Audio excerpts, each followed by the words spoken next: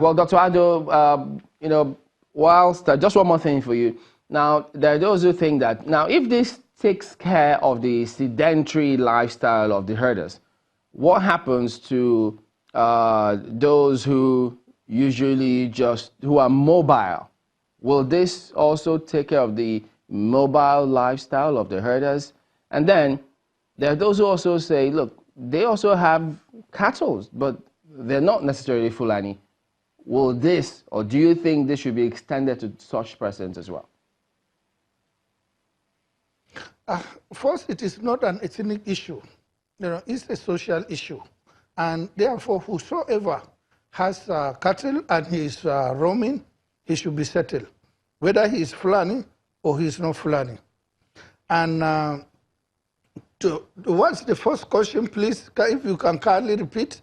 I was saying that if this is going to take care of the sedentary lifestyle of the herders, because yesterday we were made to understand that there are almost two categories of herders, those who are sedentary and those who are mobile.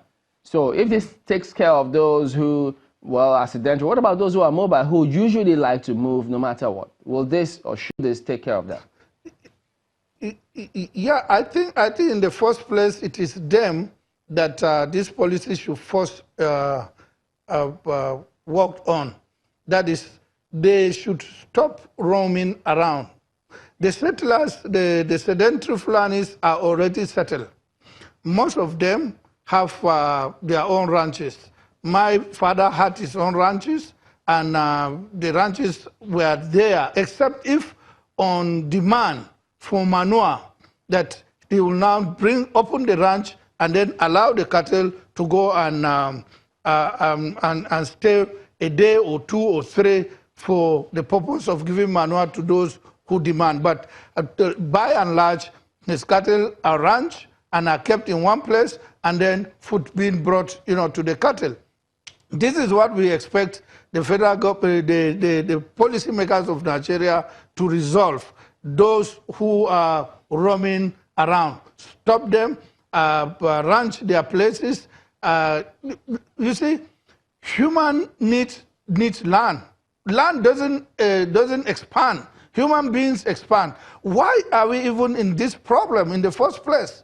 We are in this problem because the areas that these people used to dominate, that is the Sahel and the arid zone around the Chad Basin,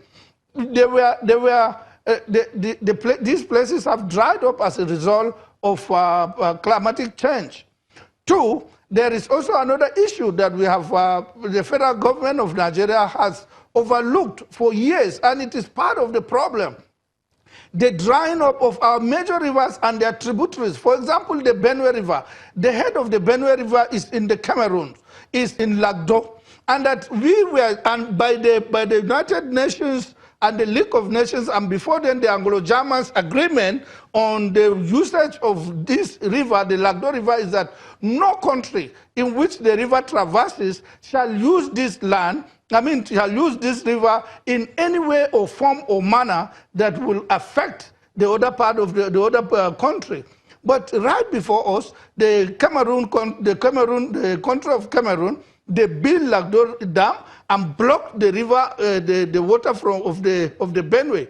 And the Benue sort of dried up during rainy season, and its tributaries, the Siraki River, Gongola, Makale, Maine, Donga, Taraba, Kasina Ala rivers. These are the major tributaries of the Benue River. They have, as a result, also dried up. So pastures need water in order to blossom, and herds need pasture and water in order to live. So when the Boko Haram came, when Lake Chad dried up, when the Lagdo was established, when the other parts of lands in that area had been taken as a result of development by state or federal government, you have left the herders with absolutely no option than to move southwards.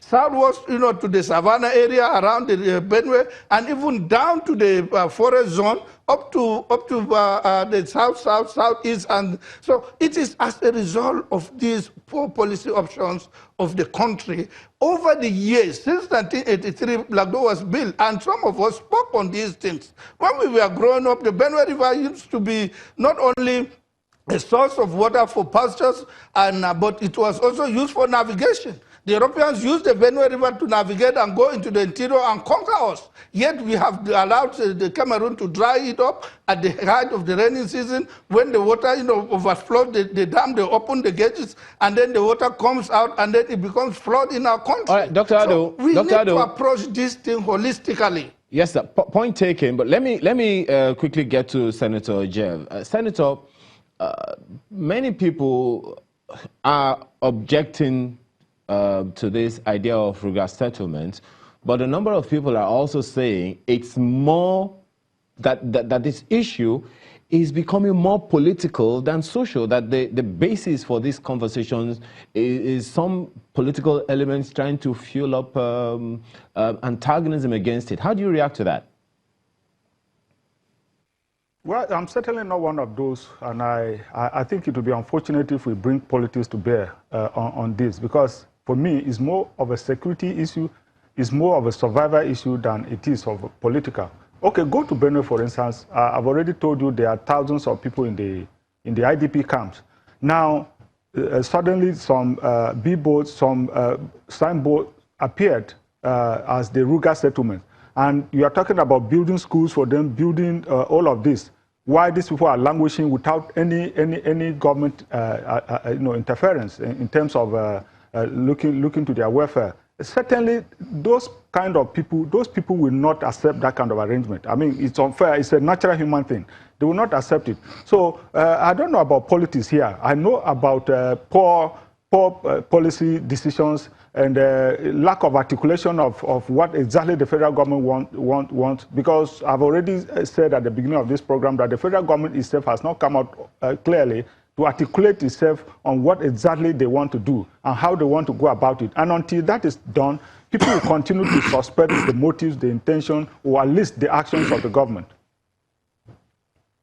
There is a clearly defined plan in the National Livestock Transformation Plan, which I'm sure you are well aware is a 10-year plan, which includes cattle ranching. How does that plan differ from Ruga settlements, in your opinion?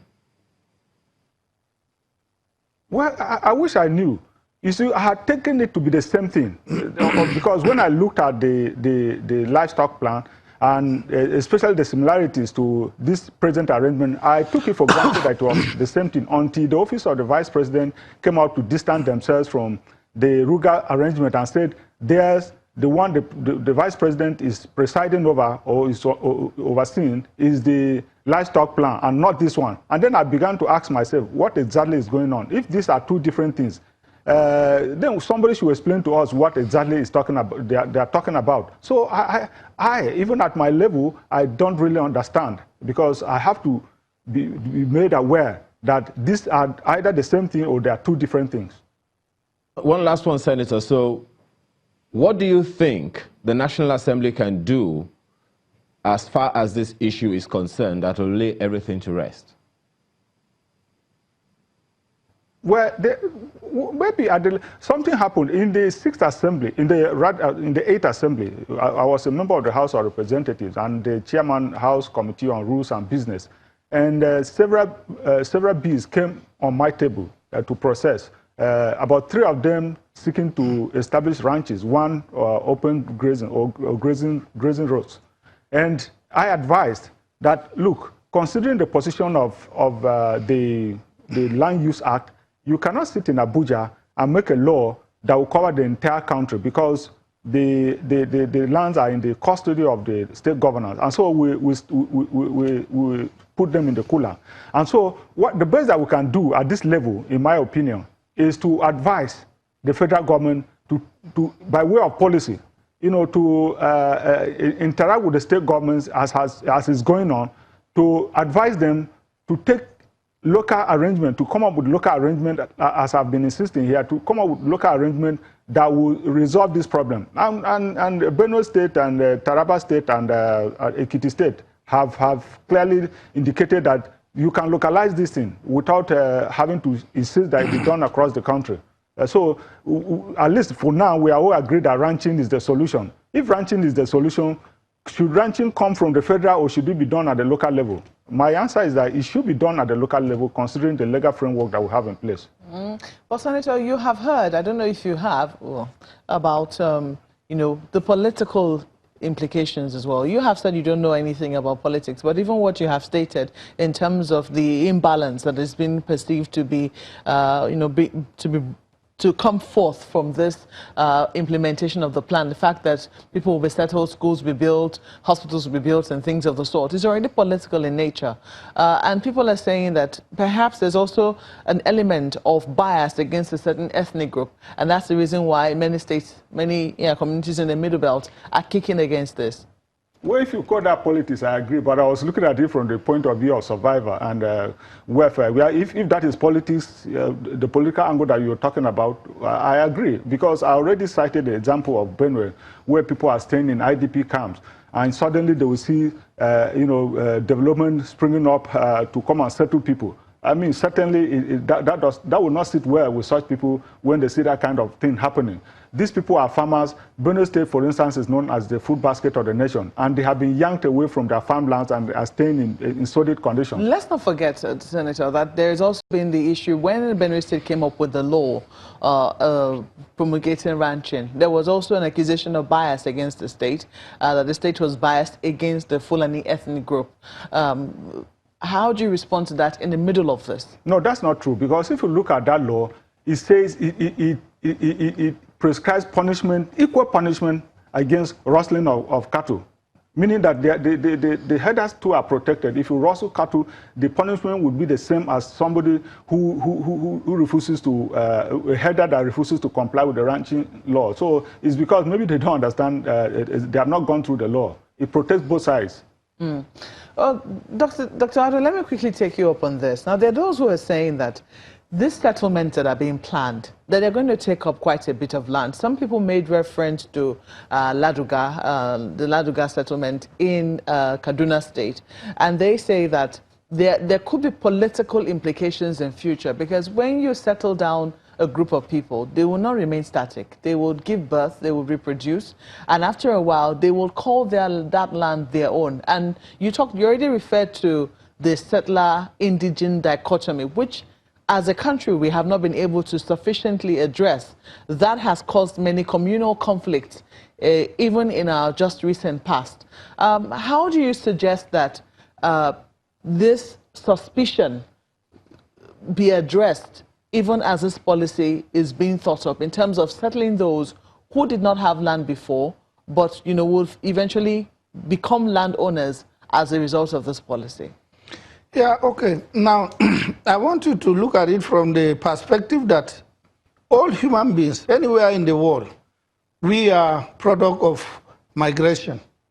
There is no human being that germinated from the earth like the grass to say that we own the land. It is over time that when you stay over time, that you say, okay, we own the land. Are you now saying that those who come first have it and those who come last don't? Will you remain as a settler forever in a place, even when you settle 1,000 years and somebody has been there 1,100 years earlier? No.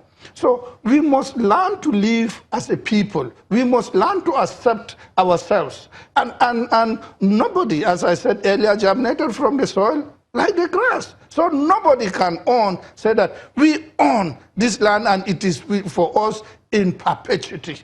No, nobody. Now, why is the United States today opening to immigration? Because they came by way of immigration. Immigration is the basis. They're closing their borders now to immigrants. No, they are closing borders to illegal immigrants, but not to legal immigrants. So, and if you close the border to illegal immigrants, we should close the border for illegal herding. We shouldn't allow hardened people to go like that. I have said it in 2009 in Adamawa State when I first declared to contest. I said that we are going to stop, open oscillation. We will settle the herders and ranch their cattle and keep them forever in one place. And over a period of 100 years, if, like, say, I am settled in Benue, and I went there with my family, we are settled. After 100 days, a TV man will not say, "Doctor, you are not from here."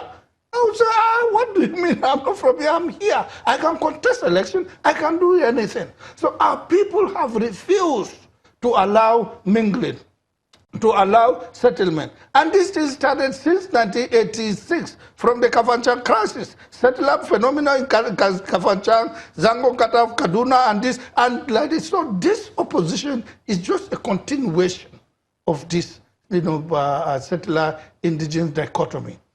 Though there are a certain group of people who had migrated, to their area of settlement earlier than others, and they said those who come next should not settle.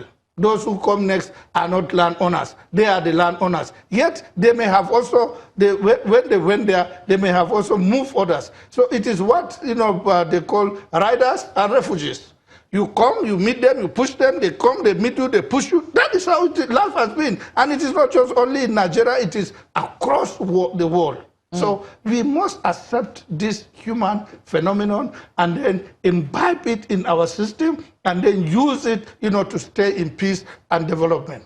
You think that acceptance alone will solve this issue of settler-indigenous dichotomy, which is possibly where most of the fear is coming from and the suspicion that is trailing this Ruga settlement? I don't know where things went out of hand. In Benue, for instance, the Tiv people and the Fulanis were the best, had the best of relationship. No problem, they intermarried, there was no problem until a new species of herders came on the scene. The violent type came on the scene, and you saw killing started taking place and all of that. I think this is what brought about this this suspicion. It's not as if for the average Benue man would not want a Fulani man to be there.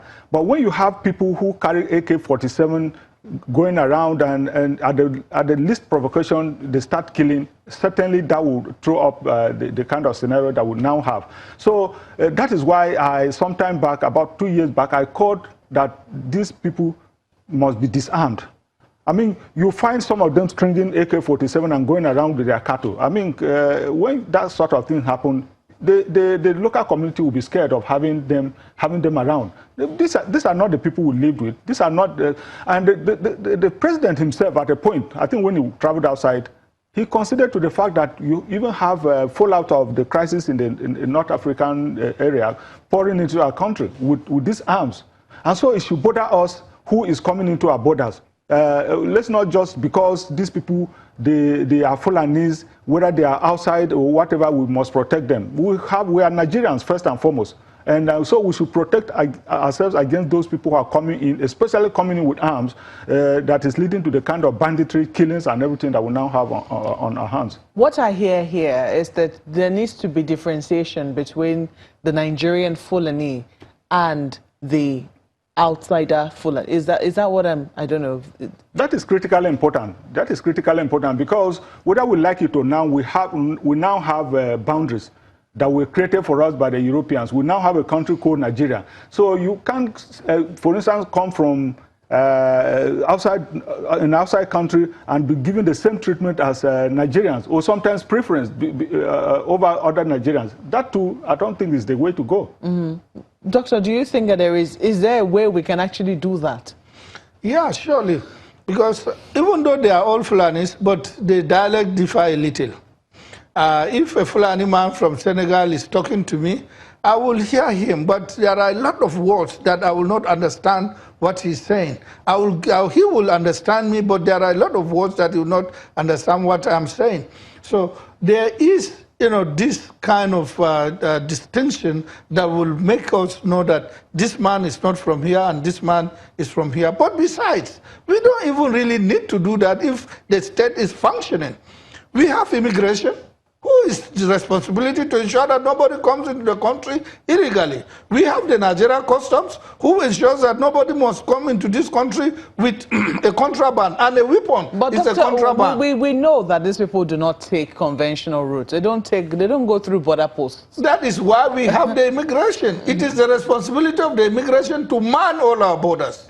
It is the responsibility of government to establish the immigration department in such a strength that it has the capacity to man all our borders. Do you think that if we're able to differentiate between the two, do you think that the suspicion would reduce?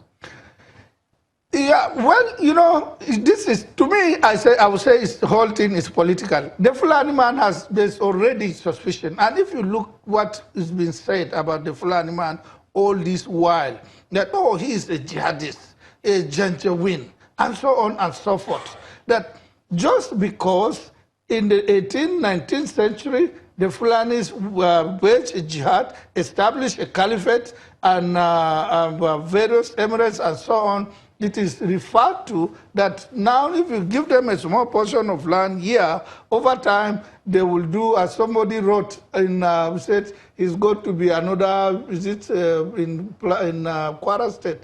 There was one, I can't remember the name of the Fulani leader who established the Ilorin Emirate, but that he will do that and so on and so forth. So it is a mindset already put on the Fulanis, whether he is a Nigerian Fulani or he is a Chadian Fulani or he is a Senegalese Fulani. And besides, Nigeria has the largest number of Fulanis in the world. Can it be broken down? The suspicions, this defense already built up around, that's the question I'm asking. Can it be broken down if the Nigerian government said, look, this is just for our own people. This is not for people who are coming from the outside.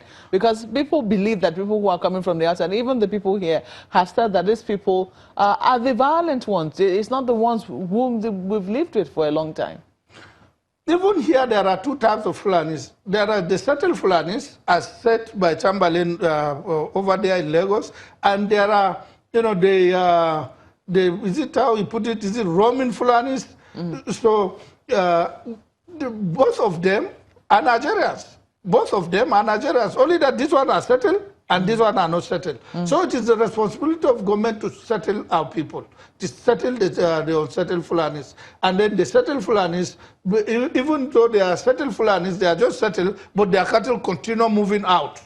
They should all be ranched and kept in one place. We have no business for a Fulani man that is not a Nigerian.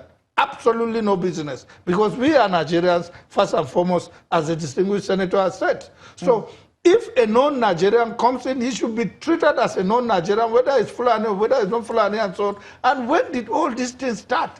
Because Buhari is the government, because Buhari is the president, because Buhari is seen as a Fulani man. So therefore, everything about this regime is about Fulanization. It's not true. Okay. Well, we do know that government has a lot of explaining to do. Both of you have said that there is very little clarity on what this Ruga settlement is about. And there are many more questions that government needs to answer. But we have been speaking with Senator Okejev, who is representing Benue Northwest, and Dr. Umar Ado, who is a historian and a public policy analyst. Gentlemen, we have to thank you both for coming on Sunrise Daily this morning.